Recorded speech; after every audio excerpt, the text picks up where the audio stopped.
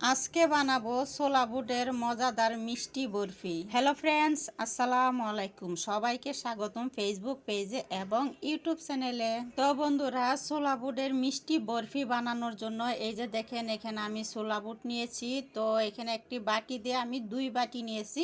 আপনারা কিন্তু আপনাদের পরিমাপ অনুযায়ী নিয়ে নেবেন। যাই হোক বন্ধুরা, তো ছোলা বুটটাকে আমি এই যে ভালো করে ধুয়ে নিব, তার জন্য পাকঘরে বেসিনে চলে আসলাম। আর হাত দিয়ে একদম ভালো করে কষলায় ধুয়ে নিলাম, যেহেতু এটা দোকানের ধুলাবাল অনেক কিছুই থাকে, ঠিক তাই না বন্ধুরা?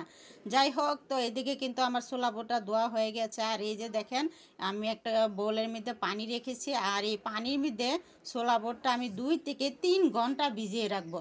তো চলে আসলাম 2-3 ঘন্টা পরে, আর এই যে দেখেন ছোলা বুটগুলো ভিজে একদম ঠোসা হয়ে গেছে। যাই হোক, তারপরে চলে যাব পাকঘরে। আর পাকঘরে কিন্তু আমি আগে থেকে একটি কড়াইতে পানি বসাই দিয়েছিলাম, আর তার মধ্যে ছোলা বুটগুলো দিয়েছি। দেওয়ার পরে দেখি না পানি একটু কম হয়েছে। তো বন্ধুরা, আমি আর একটু পানি দিয়েছি, আর তার সাথে লবণ দিয়েছি। লবণটা দিলে একটু তাড়াতাড়ি সিদ্ধ হয়ে যাবে। যাই হোক বন্ধুরা, এদিকে কিন্তু আমার ছোলা বুটটা দেখেন সুন্দর বলক উঠে গেছে। তো আমি একটু আবার নেড়ে ছেড়ে দিচ্ছি, যেন নিচ দিয়ে লেগে না যায়। তো একটু নাড়াচাড়া করে আবারও একটু ঢেকে দিলাম একদম পানি শুকানোর জন্য। আর এই যে দেখেন বন্ধুরা, আমার ছোলা বুটের পানিটি কিন্তু শুকিয়ে গেছে আর একদম সিদ্ধ হয়ে গেছে। তো নামিয়ে আমি একটু ঠান্ডা করে নেব। তো ঠান্ডা করার পরে বন্ধুরা, এই যে ছোলা বুটগুলো আমি শিলপাটায় বেটে নেব। আপনারা চাইলে কিন্তু ব্লেন্ডারও ব্লেন্ড করে নিতে পারেন। তো যাই হোক, এদিকে কিন্তু আমার ছোলা বুটটাও বাটা হয়ে গেছে বন্ধুরা। তারপরে চলে আসলাম পাকঘরে, একটি কড়াই বসাই দিলাম, তার মধ্যে সয়াবিন তেল দিয়েছি বন্ধুরা। তো সয়াবিন তেলটা কিন্তু বেশ কিছুটাই দিয়েছি। আর তার মধ্যে এই যে 5-6টা এলাচি দিয়েছি, তারপরে 5-6টা খালের টুকরো দিয়েছি, তারপরে 2-3টা তেজপাতা মাঝখানতে ছিঁড়ে দিয়েছি। তারপরে খাল আর মশলাটাকে মানে একটু ভেজে নিলাম। তারপরে বন্ধুরা, এই যে ছোলা বুটগুলো যে বেটে রেখেছিলাম, সেই ছোলা বুটগুলো দিয়ে দিব। আর ছোলা বুটটা দিয়ে একটু ভাজা করে নিব। আর অবশ্যই খেয়াল রাখবেন চুলার আগুনটা যেন মিডিয়ামে থাকে, তা না হলে কিন্তু বুটগুলো পুড়ে যাবে। আর পুড়ে গেলে কিন্তু খেতে ভালো লাগবে না, একটা পুরা পুরা গন্ধ হবে। যাই হোক, তো এদিকে কিন্তু দেখেন আমার বুটটাকে একটু ভাজা করে নিয়েছি। আর তারপরে এখানে আমি দিয়ে দিব বন্ধুরা চিনি। তো এখানে আমি 2 বাটি বুটের জন্য আমি 2 কাপ চিনি দিয়েছি। তো চিনির পরিমাপটা কিন্তু আপনারা বুঝে দিতে পারেন, যে যেরকম মিষ্টি খান। তারপরে বন্ধুরা, এখানে আমি দুধ দিয়েছি 1 লিটার দুধ। তো 1 লিটার দুধ জাল দিয়ে আমি 1/2 লিটার করেছি, দেখতে পাচ্ছেন 1/2 লিটার দুধ কিন্তু 1 মগ হয়েছে। তো আমি 1 মগ দুধ দিয়েছি।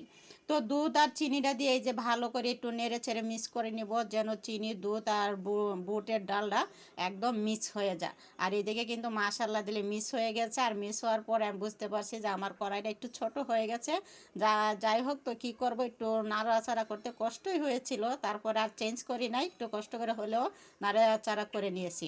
তারপরে বন্ধুরা, এই যে দেখেন বুটের যে আমি দুধ আর চিনি দিয়েছিলাম অনেকটাই কিন্তু শুকানো হয়ে গেছে। আর তারপরে দিয়ে দিছি এখানে 2 চামচ ঘি। তো ঘিটা আমি এই জন্যেই পরে দিয়েছি, পরে দিলে কিন্তু সুন্দর একটা গ্রান থাকে। আর আগে দিলে কিন্তু সেই গ্রানটা থাকে না, তার জন্য আমি পরেই দিয়েছি। যাই হোক, তো একটু হাতে সময় নিয়ে তো এভাবে বানাবেন। আমাদের বাচ্চাদের খুশির জন্য অনেক কিছুই করতে হয়।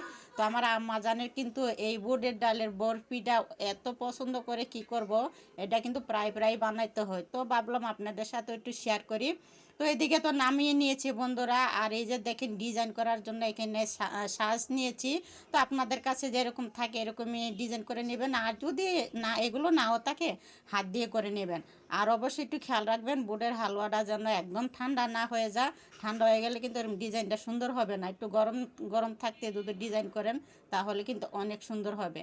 তো এখানে আমি 2টা সাজ নিয়েছি। তো 2টা সাজ দিয়েই আপনাদেরকে ডিজাইন করে দেখাইছি। তো আমার এই সাজের ডিজাইনগুলো কেমন হয়েছে বন্ধুরা, অবশ্যই কিন্তু জানাবেন।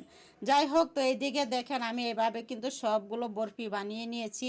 আর সুন্দর দেখা যাওয়ার জন্য এখানে মুরব্বা দিয়েছি। তো এটা কিন্তু চাল কুমড়ার মুরব্বা, আমার হাতের তৈরি, ছোট ছোট করে কেটে দিয়েছি। আর তার উপরে দেখেন কিছুটা কাজু বাদাম কেটে দিয়েছি, কিছুটা পেস্তা বাদাম কেটে দিয়েছি, আর কিছুটা কিশমিশ কেটে দিয়েছি। দেখতেও সুন্দর দেখা যায়, বাচ্চারাও দেখলে কিন্তু খুশি হয়ে যায়। যাই হোক বন্ধুরা, আমি তো আমার আম্মাজানদের জন্য ছোলা বুটের বরফি বানিয়ে নিয়েছি। তো আপনারা চাইলেও কিন্তু এভাবে আমার মতো ট্রাই করে দেখতে পারেন। তো বন্ধুরা, আপনাদের কাছে আমার এই রেসিপিটা কেমন লেগেছে অবশ্যই জানাবেন। ভালো লাগলে একটি লাইক দিয়ে পাশে থাকবেন, নতুন হলে পেজটাকে ফলো করে দিবেন। আর হ্যাঁ, এতক্ষণ আমার পাশে থাকার জন্য অসংখ্য ধন্যবাদ সবাইকে।